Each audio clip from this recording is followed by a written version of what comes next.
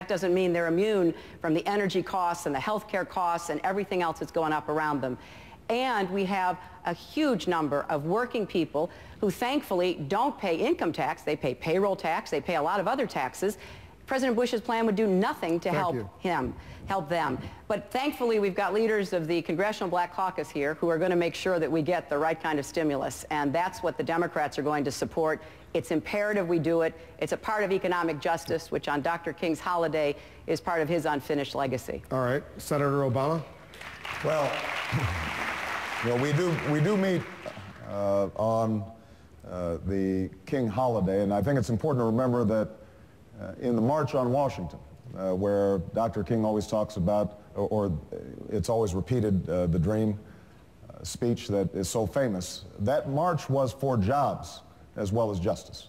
And unfortunately, we have not made the kind of progress that we need in having a balanced economy, and George Bush has made it worse.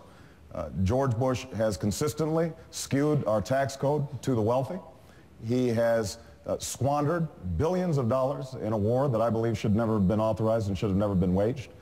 We have not made the investments that are needed in our school system. You travel around South Carolina along the corridor of shame, and you've got children who are going to schools that were built in the 1800s, and they are not able to compete in an international economy. So it is absolutely critical right now to give a stimulus to the economy. And Senator Clinton mentioned tax rebates. That wasn't the original focus of her plan. I think recently she has caught up with what I had originally said, which is we've got to get taxes into the tax cuts into the pockets of hardworking Americans right away. And it is important for us to make sure that they are not just going to the wealthy. They should be going to folks who are making $75,000 a year or less, and they should be going to folks who only pay payroll tax but typically are not paying income tax. If we do that, then not only can we stimulate the economy, those are the folks who are most likely to spend money right away. Do you agree with her $650 is a good number for a tax rebate? Well, I think that we are going to have to get some immediate money. What I do is I say for a typical family, $500 for a tax rebate per family, but also for senior citizens, get a supplement to their Social Security check, because they get that every month. We know exactly how to do it. And that would provide seniors all across the country right away some money to help pay for their heating bills and other expenses that they've got right now. Correct me if I'm wrong, Senator Edwards. Your plan does not call for a tax rebate, does it? No, that's exactly right. Can I start by saying how proud I am to be here tonight.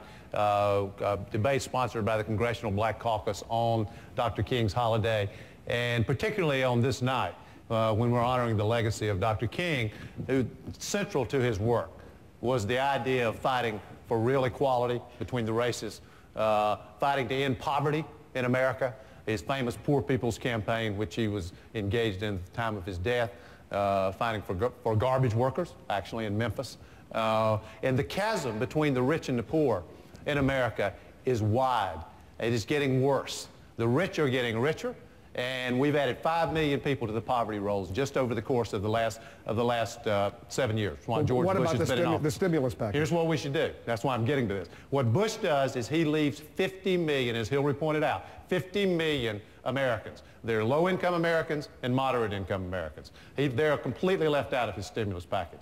If we're actually going to deal with the legacy of Dr. King, if we're going to deal with this issue of poverty, and I have a comprehensive plan to do that, it is the cause of my life to end poverty in this country, we also have to include all Americans in this stimulus plan. Now, one difference between what I proposed and what my two colleagues have proposed is I have done something that not only stimulates the economy, but creates long-term benefits. Investment in green infrastructure, which creates jobs. Instead of just getting money out in the short term, this will actually create jobs over the long term, create green infrastructure. Yes, we need to do something about the mortgage crisis. I want to mention one last thing. There is one other issue that was mentioned in passing by the two of them, which is the issue of jobs. And there is a difference between myself and my colleagues on this issue of jobs, because they both supported the Peru trade deal. My view is the Peru trade deal was similar to NAFTA, and this is crucial for the state of South Carolina. And it's crucial to the state of South Carolina and jobs in South Carolina. South Carolina has been devastated by NAFTA and trade deals like But I just want to be precise. What you're proposing are really long-term objectives. In terms of a short-term stimulus package, you disagree with them on an immediate tax rebate. No. What I'm saying is, if we do what we should do to green the economy, if we change our unemployment insurance laws, modernize them to make them available to more people, to more Americans, if we in fact get help to the states, which gets money straight into the economy, and we deal with the mortgage crisis in a serious way with a home rescue fund to provide transitional financing for those people who are about to lose their homes, all those things will stimulate the economy. All right, I'll let both of you respond, but let me let Senator Obama respond first. Let me just respond to a couple things.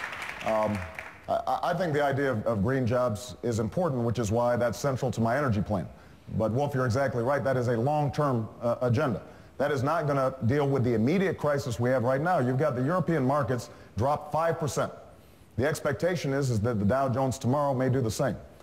We could be sliding into an extraordinary recession unless we stimulate the economy immediately. That's point number one. Point number two on trade.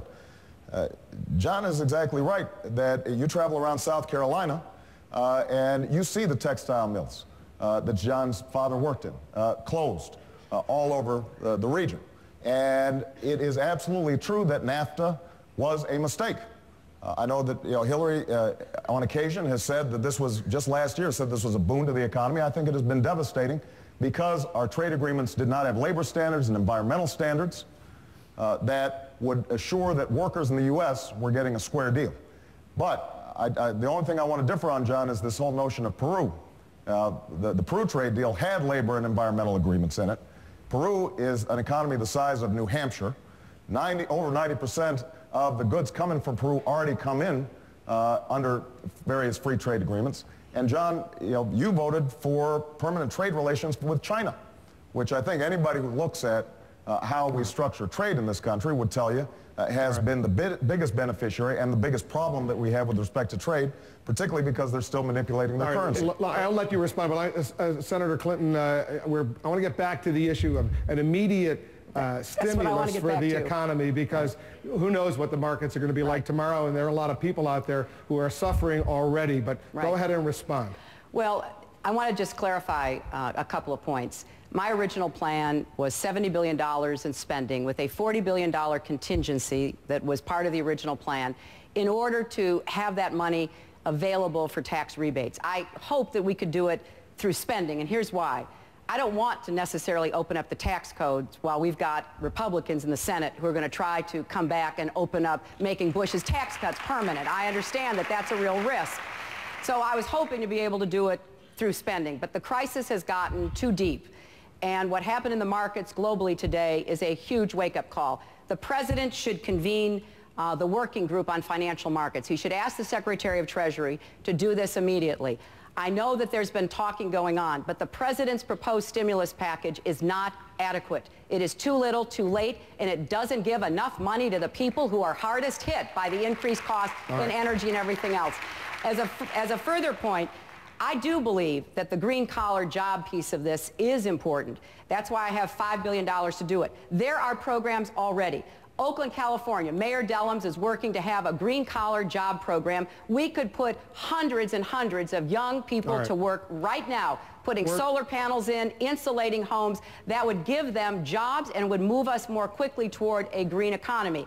And I think that if you look at this from a jobs and justice, a stimulation and long-term planning effort, we need to lay down the markers now. And that's why the Congress, under the leadership of a lot of the people who are chairs and of committees and subcommittees who are here today, are going to play a major role in this. And we've got to hold the line against President Bush with his ill-advised approach to stimulating the economy. We're staying on topic. We're staying on this subject. But I want Suzanne Balvo to ask a question, and then all of you will be able to weigh in. You have to give me a chance to respond. All right, go ahead, respond quickly, and then Suzanne. Thank you. Well, first of all, what I have proposed for green-collar jobs will create jobs within 30 or so days. So we will have an immediate impact on the economy and stimulate the economy.